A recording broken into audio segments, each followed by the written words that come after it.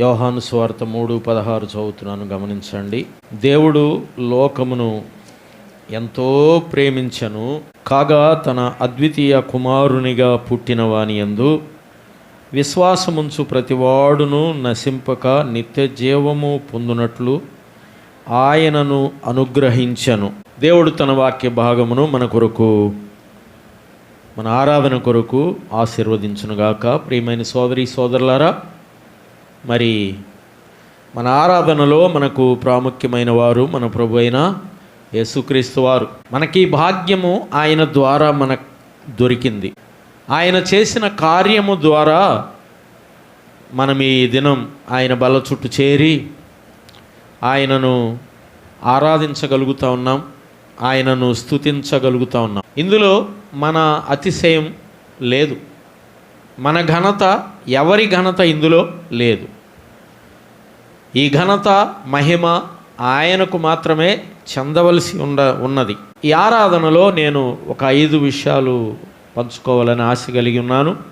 ఆయన ప్రేమ యొక్క స్థానం ఒకటి, ఆయన ప్రేమలో ఉన్న హక్కు లేక అధికారం రెండోది, మూడోది ఆయన ప్రేమలో ఉన్న శక్తి, నాలుగవది ఆయన ప్రేమలో ఉన్న ప్రత్యేకమైన అవగాహన, ఐదవది ఆయన ప్రేమే ఒక అద్భుతమైన మార్గం. ఈ 5 విషయాలు. మొదటిది ఆయన ప్రేమ యొక్క స్థానం. యేసు ప్రభు వారు ఎక్కడి నుంచి వచ్చారు అనేది మనం గమనిస్తే యోహాను సువార్త 3:16లో తండ్రి అయిన దేవుడు లోకమును ఎంతో ప్రేమించి తన ప్రియ కుమారుణ్ణి మనకు అనుగ్రహించాడని 3:16 చెప్తా ఉంది. ఎక్కడున్న కుమారుణ్ణి ఎక్కడికి పంపాడు? తండ్రి కుమారుడు వేరువేరు కాదు. తండ్రి కుమారుడు పరిశుద్ధాత్మ ముగ్గురు త్రియేక దేవుడు, ఒకే దేవుడు, త్రిత్వం కలిగిన దేవుడు. వారిని విడదీయడానికి ప్రయత్నాలు చేయరాదు.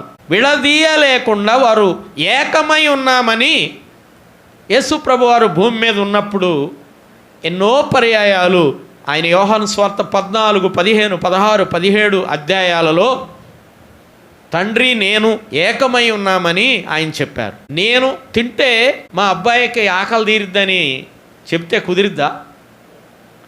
నన్ను చూస్తే ఆయన చూసినట్టే అని ఆయన చెప్పారు అంటే ఏకమై ఉన్న తండ్రి కుమారుడు కనబడతా ఉన్నాడు. ఇందులో తండ్రి వేరు, కుమారుడు వేరు కాదు. కుమారుడు ఎక్కడి నుంచి దేవుడు లోకానికి పంపాడు అని మనం 3:16లో చదివితే అదే యోహాను సువార్త 1:18 ఏమని చెప్పాడు?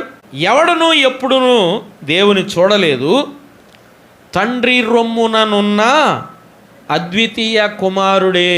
తండ్రి రొమ్మున ఉన్న అద్వితీయ కుమారుడు. ఈ భాష భూమి మీద ఎవరికైనా వాడబడిందా? తండ్రి రొమ్మున ఉన్న.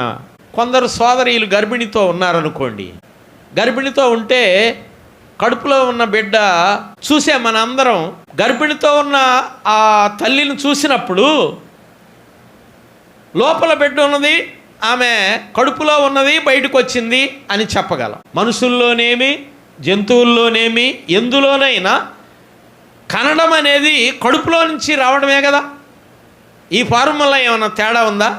దేనికి తేడా లేదు. కానీ మన ప్రభు అయిన యేసుక్రీస్తు, మన ఆరాధనీయుడైన ప్రభు, ఈ ఆరాధనకు శ్రేష్ఠుడు, ముఖ్యుడు, కారకుడు అయిన మన ప్రభు ఎక్కడి నుండి వచ్చాడు? తల్లి గర్భంలో నుండి వచ్చాడా? తండ్రి రొమ్ములో నుంచి వచ్చాడా?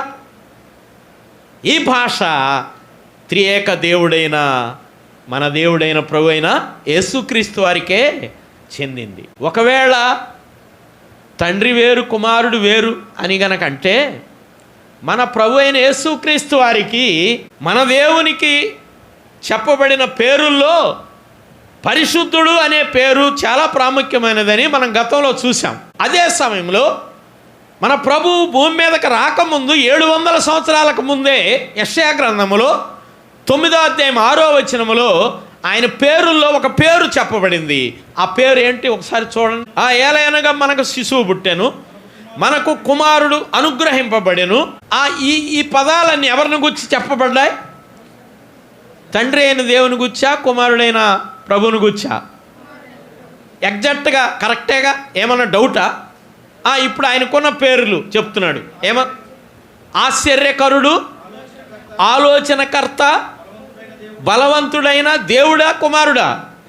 బలవంతుడైన దేవుడు, నిత్యుడగు తండ్రి. ఎవరి పేరు? యేసు ప్రభు వారి పేరు. ఆయనకి నిత్యుడగు తండ్రి. కొన్ని రోజులు తండ్రి, కొన్ని రోజులు తండ్రి కాకుండా కాదు. తండ్రి ఆయనే, కుమారుడు ఆయనే. దీన్ని విడదీయడానికి ఇది విడదీయలేనిది. దేవుడు అనేది ఒక వ్యక్తి యొక్క అభిప్రాయం కాదు, ఒక సంస్థ యొక్క అభిప్రాయం కాదు. అభిప్రాయాలకు తావు లేదు. దేవుడు అనేది అభిప్రాయం కాదు. తల్లి అనేది అభిప్రాయం అని చెప్తే కుదిరిద్దా? ఎందుకు కుదరదు? ఆ తల్లి 9 మాసాలు మోసి కన్నది గనక తల్లి. దేవుడు కూడా అంతే. ఎవరో ఒకళ్ళు అభిప్రాయపడితే అభిప్రాయ ప్రకారం దేవుడు కాదు. ప్రియులారా, ఈ సత్యం బైబిల్ తేటగా మనతో మాట్లాడింది. దేవుడు ఎవరి అభిప్రాయం కాదు, తనకు తానుగా ఉన్నవాడు. యేసుక్రీస్తు ప్రభువారు యోహాను సువార్త 1:1 చెప్పబడ్డాడు. ఆయన ఆది యందు ఉన్నాడు, దేవుడై ఉన్నాడు. దేవునితో ఉన్నాడంటే ఇక్కడికి రాకముందు దేవునితో ఉన్నాడు, ఇక్కడికి వచ్చిన తర్వాత దేవుడై ఉన్నాడు. మనం ఇప్పుడు ఆరాధిస్తుంది ఆ ప్రియ ప్రభువుని. ఆయన ఎక్కడి నుండి వచ్చాడు? వేరు చేయబడని రొమ్ములో నుండి వచ్చాడు. మరి మనకేంది లాభం? ప్రభువుని నమ్మిన మనకు కూడా ఆ స్థానమే ఇచ్చాడు. ఒక మాట లూకాసు వార్త 16వ అధ్యాయంలో చూడండి. లూకాసు వార్త 16వ అధ్యాయంలో 23వ వచనం చూడండి. అప్పుడు అతడు పాతాళంలో బాధపడుచు కన్నులెత్తి దూరము నుండి అబ్రహామును అతని రొమ్మున ఆనుకొని ఉన్నా అన్నాడు. అతని రొమ్మున అనే మాట గమనించండి. అతని రొమ్మున ఆనుకొని ఉన్న. రొమ్ము దేన్ని చూపిస్తుంది? ప్రేమను చూపిస్తుంది. రొమ్ము ప్రేమను చూపిస్తుంది. ఇప్పుడు మనమందరము ఆయన స్వరక్తమిచ్చి సంపాదించిన వధువు సంఘములో ఉన్నాము. మనము వధువుగా అలంకార భాషలో మనం వధువని చెప్పబడింది. వధువనే సంఘము వరుడైన క్రీస్తు ఎక్కడి నుండి వచ్చింది? క్రీస్తులో ఈ వధువుకి ఎక్కడే స్థానం? రొమ్ములోనే. కాబట్టి పురుషుడు కాబట్టి దేవుడు జతపరిచాడు. కాబట్టి ఆ మాట వారు వేరు చేయబడని బంధం అని చెప్తా ఉంది. భార్యాభర్తల బంధం సంఘానికి ప్రభువుకున్న బంధంతో పోల్చబడి చెప్పబడింది. సంఘాన్ని ప్రేమించి ఆయన ఊరక ఏదో 3 ముళ్ళుతో భార్య చేసుకున్నాడా? ఒక రింగుతో భార్యను చేసుకున్నాడా? ఎలా చేసుకున్నాడు? తన స్వరక్తమిచ్చి, తన రక్తమిచ్చి, తన సొత్తుగా, తన భార్యగా చేసుకున్నాడు. ఆ భార్య అనే పోలికలో సంఘము ఉన్నది. నేడు ప్రేమకు ఉన్న స్థానం దేవుని రొమ్ము. అదే మన ప్రభు అయిన యేసుక్రీస్తు వారు రొమ్ములో నుండి వచ్చాడు. తన భార్య కొరకు ప్రాణమే ఇచ్చాడు, రక్తమంతా ఇచ్చాడు. ప్రేమ స్థానం ఏది? రొమ్మండి. భూమి మీద ఆయన శిష్య బృందం 12 మంది ఉన్నప్పుడు 12 మందిలో ఒక శిష్యుడు ఎక్కడున్నాడు? ఆ శిష్యుని స్థానం ఎక్కడ? ఎందుకది పోలిక, ఎందుకది రాయబడింది దైవ గ్రంథంలో? ఆ మాట చూడండి. యోహాను సువార్త 13:23 చూడండి. ఆయన శిష్యులలో యేసు ప్రేమించిన ఒకడు. ఎందుకని అక్కడ పేరు చెప్పలేదు? ఎందుకని పేరు చెప్పలేదు? ఆయనను ప్రేమిస్తే, నువ్వు ఆయన్ని సంపూర్ణంగా ప్రేమిస్తే, ఆయన గమనంలో నువ్వు ఉంటే, ఆయన ప్రేమించిన ప్రియ బిడ్డగా నీవు ఉంటే, నీ స్థానము ఆయన రొమ్మే. ఈ శిష్యుడు పేరు చెప్పకుండా ఆయన ప్రేమించిన ఒకడు యేసు రొమ్మున ఆ రొమ్మున అంటే ప్రేమ స్థానం ఎక్కడ? రొమ్ము. ప్రియ సోదరి సోదరులారా, నువ్వు నేను మనం గనక, నేను ప్రేమిస్తున్నానని కాదు కానీ ఆయన చేత నువ్వు ప్రేమించబడితే నీ స్థానము ఆయన రొమ్మే. ఎందుకంటే రొమ్ములో నుంచి వచ్చిన వాడు రొమ్ములోనే నీకు స్థానాన్ని ఇస్తున్నాడు. ప్రేమ స్థానము రొమ్ము. రెండో మాట చూడండి. రెండో మాట, ప్రేమకు హక్కు ఉంది. నిజంగా ప్రేమిస్తే ఆ ప్రేమించిన వారు ఒకరి మీద ఒకరికి ఏముంటుంది? హక్కు ఉంటుంది. ఉంటుందా లేదా? యోహాను సువార్త 1:12 మనకు తెలుసు కదా. తన్ను ఎందరు అంగీకరించిరు అనగా తన నామమందు విశ్వాసముంచిన వారికి దేవుని పిల్లలయ్యే అధికారం. అదే హక్కు. ప్రేమిస్తే హక్కు ఉంది. నిజంగా ఈయన ఊరకనే రొమ్మును ఆనుకున్నాడా? యోహాను ఊరకనే రొమ్మును ఆనుకొని ఆ హక్కు పొందాడా? మనకు అర్థం అవడానికి చూద్దాము. ఒక మాట చూడండి, 19వ అధ్యాయము, ఇదే యోహాను సువార్త 19వ అధ్యాయము 26-27 వచనాల్లో గమనిస్తే ఏమనుంది? యేసు తన తల్లియు తాను ప్రేమించిన శిష్యుడును దగ్గర నిలుచుట చూచి, అమ్మా ఇదిగో నీ కుమారుడు, ఇదిగో నీ కుమారుడని చెబుతున్నవాడు ఎవరు? ఎక్కడున్నాడు ఆయన? ఈ చెప్పేటప్పుడు వాస్తవంగా కుమారుడు ఎవరు? ఆయనే. కానీ యోహాను చూపించి ఏం చెప్తున్నాడు? ఇదిగో నీ కుమారుడు అంటున్నాడు. నీ కుమారుడు. అంతేనా? హక్కు ఎక్కడి నుంచి వచ్చింది? నీ కుమారుడని ఆమెకు చెబితే సరిపోయిద్దా? ఆయనకు కూడా చెప్పాడు 27వ వచనంలో. ఏమన్నాడు?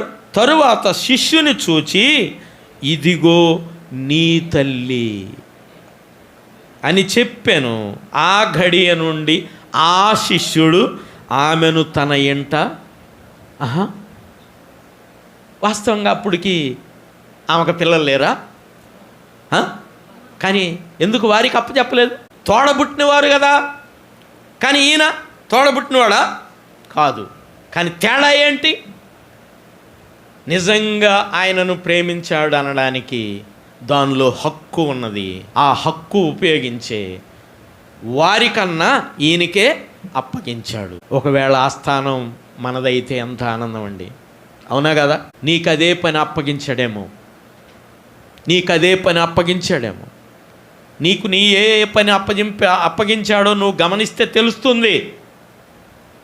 ప్రభువే ఒక పని నీకు అప్పగించే అంతగా మనం ఉంటే అదే ఒక నిండైన ఆరాధన. అంతే. ప్రేమకు ప్రత్యేక స్థానం ఉన్నది, మొదటిది. రెండోది, ప్రేమకు ప్రత్యేక హక్కు ఉన్నది. మూడోది, ప్రేమలో శక్తి ఉన్నది. నిజమైన ప్రేమలో శక్తి ఉన్నది. ఇవన్నీ ఆరాధనలో మనకు అవసరం. అంటే ఆరాధనలో మన హృదయాలు పూర్తిగా పోయబడడం, పూర్ణంగా సేవించడం అంటే ఈ విషయాలు పరిమళంగా ఉంటేనే కదా ఉండేది. పైన ప్రేమ, నిండైన ప్రేమ ఒకటా చెప్పండి? అందుకే ఆయన దగ్గర ఆయన ఆరాధించే మన యొక్క వైఖరి, మన స్థానం, మన హక్కు ఎలా ఉన్నదో ఒకసారి చూసుకుంటూ ఆరాధన చేయటం అవసరమా కాదా చెప్పండి? అవసరమే. మూడోది చూడండి, ప్రేమలో శక్తి ఉన్నది. ఎలాంటి శక్తి అంటే చూడండి, 20వ అధ్యాయము యోహాను సువార్త 20వ అధ్యాయము 2-4 వచనాలు గమనిద్దాం. 2 నుంచి చదువుతున్నాను. గనుక ఆమె పరిగెత్తుకొని సీమోను పేతురు నద్దకు యేసు ప్రేమించిన మరి ఒక శిష్యుని వద్దకు వచ్చి ప్రభువును సమాధిలో నుండి ఎత్తుకొని పోయి ఆయనని ఎక్కడ ఉంచిరో ఎరుగమని చెప్పాను. కాబట్టి 3వ వచనం చదువుతున్నాను. కాబట్టి పేతురును ఆ శిష్యుడు అంతానే ఉన్నాడు కానీ యోహానాన్ని ఎందుకు రాసుట్లా? రచయిత ఆయనే గనక తన పేరు తాను చెప్పుకోవట్లా. అందుకే ఆ శిష్యుడు అన్నాడు కానీ అది నేనే అని చెప్పుకోవటంలా. కానీ ఆ శిష్యుడైన అలా పేరు సైలెంట్ చేయటం వలన మనకు చాలా అద్భుతమైన, ఆనందమైన, లోతైన పాఠం కూడా వస్తూ ఉంది. ఆ శిష్యుడు అంటే అంతగా ఏ ఊరు ప్రేమించినా దానిలోకి వస్తారు అంతే. ఇప్పుడు ఆ శిష్యుడు ఏం చేస్తున్నాడు ఇక్కడ? కాబట్టి పేతురు ఆ శిష్యుడును బయలుదేరి సమాధి వద్దకు వచ్చారు అని ముగించాడు ఇక్కడ ఫుల్ స్టాప్. కానీ 4వ వచనంలో ఏమంటున్నాడు? వారిద్దరూ కూడి పరిగెత్తుచుండగా ఆ శిష్యుడు పేతురు కంటే త్వరగా ముందుగా పరిగెత్తి. ఎందుకు ఈ మాట రాశాడు? పేతురు కంటే త్వరగా ముందుగా పరిగెత్తి అని ఎందుకు రాశాడు? ప్రేమకు ప్రత్యేక శక్తి ఉంది. ఎందుకంటే ప్రేమించిన వాడు కనుక చాలా స్పీడుగా ఆ వెళ్ళే దానిలో కూడా ఒక అడుగు ఆయనదే ముందు ఉంది, కానీ వెనక లేదు. కారణం ఏంటంటే ప్రేమకున్న శక్తి, దాని ముందు ఏది నిలవలేదు. ఇందులో మనకు పాఠం లేదా? ఆరాధించడానికి మనం వచ్చే సమయం ఎలా ఉంది? ఆరాధించడానికి మనల్ని మనం ఆయనకి అర్పించుకునే విధానం ఎంత బలంగా ఉందా, బలహీనంగా ఉందా? ప్రారంభంలో ఎలా ఉంది, ఇప్పుడు ఎలా ఉంది? తగ్గిపోతుందా, పెరుగుతుందా? కానీ యోహానుది ఎలా ఉంది? వారు చూడాలని వెళుతూ ఉన్నా కానీ ఆ ఇద్దరిలో కూడా ఈయన చాలా అడ్వాన్స్గా పరిగెత్తి వెళ్ళగలిగాడు. ఎందుకంటే అసలు ప్రభువు లేచాడు, అసలు కనబడలేదు అంటే గాబరా ఎవరికి ఎక్కువ ఉంది? ఎక్కువ ప్రేమించిన వ్యక్తికే ఉంది. పేతురు కంటే ముందుగా పరిగెత్తాడు. అంటే ప్రేమకు ప్రత్యేకమైన ఒక పవర్ ఉంది ప్రేమలో. 3 చూసాం, 4 చూద్దాం. చూడండి. ప్రేమకు ఒక అవగాహన ఉన్నది. ఒక అవగాహన, ప్రత్యేక అవగాహన ఉంటుంది ప్రేమించిన వారికి. ప్రేమించిన వారు గమనించడం వేరు, అటు ఇటుగా ఉన్నవారు గమనించడం వేరు. యోహాను సువార్త 21:7లో ఈ మాట మనం గమనిస్తే, చదువుతున్నాను. కాబట్టి యేసు ప్రేమించిన శిష్యుడు ఆయన ప్రభువు సుమి అని పేతురుతో చెప్పాను. వీళ్ళు రాత్రి దోణిలో ఉండి చేపలేం పడక నానా అవస్థలు పడి దోణిలో ఉంటే ప్రభు వారి దగ్గరికి వస్తే మొదట గమనించింది ఎవరంట? శిష్యులు ఎవరు గమనించాలా? ఎందుకని? ప్రేమ ఎక్కువగా ఉన్నవాడు తేటగా గ్రహించాడు. ముందుగా ఆ 12 మందిలో యోహాను మాత్రమే ఎందుకు గ్రహించగలిగాడంటే నిజముగా ప్రేమించిన వాని అవగాహనే వేరుగా ఉంటుంది. మరి మన ప్రేమ ఎలా?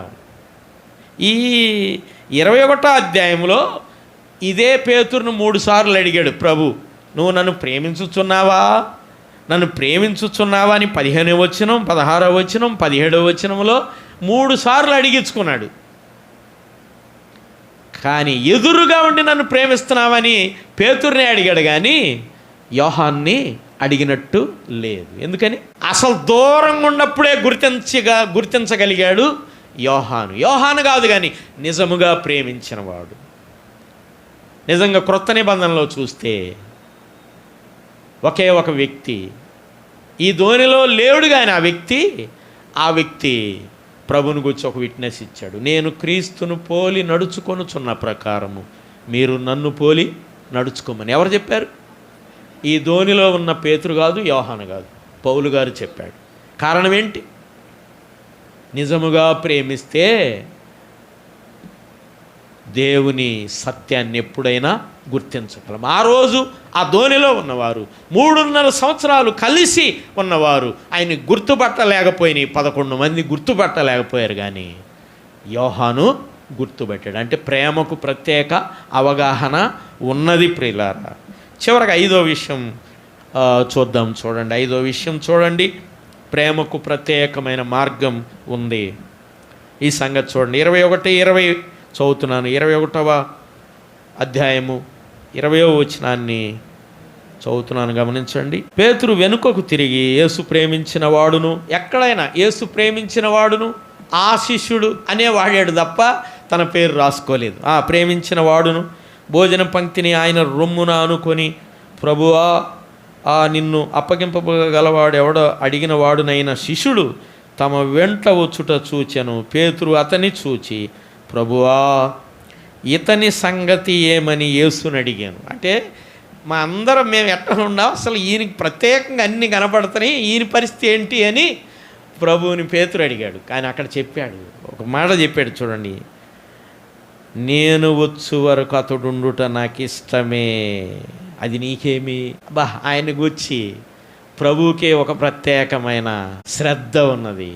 అంటే ఆ శిష్యుడు అతను నిండుగా నడిచిన శిష్యుల్లో సామాన్యంగా మరణించింది ఎవరు? ఈ శిష్యుడే.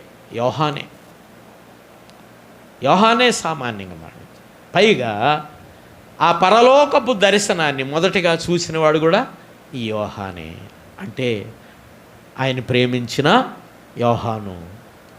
నిజంగా ఇది మనకు పాఠం.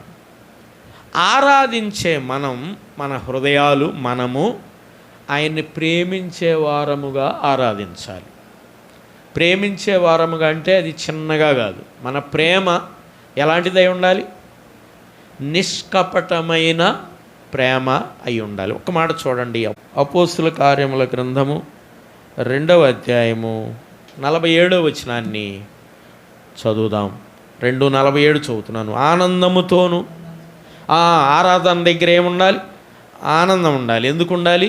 మనం చచ్చిన వారంగా ఉంటే దుఃఖమే. మనం చచ్చిన వారమా బ్రతికిన వారం?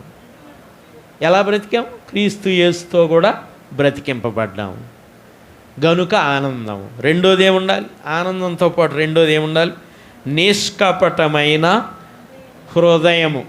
నిష్కపటమైన హృదయం, అక్కడ నిష్కపటమైన ప్రేమ కలిగి ఉండాలి. ఎవరి మీద? మన ప్రభువుని నిష్కపటంగా ప్రేమిస్తే ఎవరినైనా ప్రేమిస్తామంతే. కొందరు ప్రభువు మీదే పూర్ణ ప్రేమ ఉంటుంది, ఇతరుల మీద అస్సలు ఉండదు. ఇతరుల మీద లేకుండా ప్రభువు మీదే ఉంటే అది చెల్లదని యోహాను మొదటి పత్రికలో మనం ఎన్నోసార్లు చూసాం. ప్రియ సోదరి సోదరులారా, మన ఆరాధనలో ఆనందం ఉండాలి, నిష్కపటమైన ప్రేమ ఉండాలి. మన స్థానం ఎలాంటిది? నిజంగా ప్రేమిస్తే ఈ 5 ప్రేమకున్న ప్రత్యేక స్థానము, ప్రేమకున్న ప్రత్యేక హక్కు, ప్రేమకున్న ప్రత్యేక శక్తి, ప్రేమకు ప్రత్యేకమైన అవగాహన, ప్రేమకున్న మార్గములో మనం ఆయన్ని ఆనందింపజేసే ఆరాధీకులం అవుతామని మనవి చేస్తూ నేను ముగిస్తున్నాను. దేవుడు తన వాక్య భాగమును మన ఆరాధన కొరకు దీవించునుగాక.